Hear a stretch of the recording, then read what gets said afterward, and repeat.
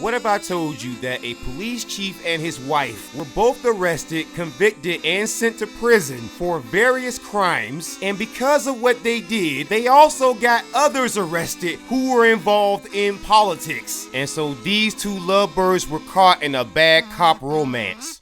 And so this incredible story begins in 2017 when the former Honolulu police chief, whose name is Luis Kaloha, and his wife, whose name is Catherine Kaloha, were both indicted and investigated by the FBI because they tried to frame Catherine's uncle for stealing their mailbox, even though that wasn't true. And the reason why they tried to frame her uncle is because they were trying to cover up their own financial corruption, because Catherine Kaloha was stealing money from her own grandmother to support the couple's lavish lifestyle. And when it was found out, they tried to frame her uncle, whose name is Gerard Puuna, back in 2013. And so the investigation caught at least 5 other police officers and also multiple politicians. And it turns out that Luis Kaloha had a secret squad of police officers who were going to help him cover up the frame job. And so for their crimes, we find out that Luis Kaloha was sentenced to 7 years in prison and Catherine Kaloha was sentenced to 13 years behind bars. And what makes this more interesting is the fact that Luis Kaloha filed for divorce during the proceedings. And if you remember those 3 politicians that I mentioned, well, they are former Honolulu Police Commission Chair Max Sword, former Corporation Counsel Donna Leong, and former Managing Director Roy Amamiya. And all 3 of these people were accused of trying to bypass the retirement system in a backroom deal to pay Luis Kaloha $250,000 for a severance that was not approved. And so in conclusion, this bad cop romance, much like any bad relationship, ended in tears.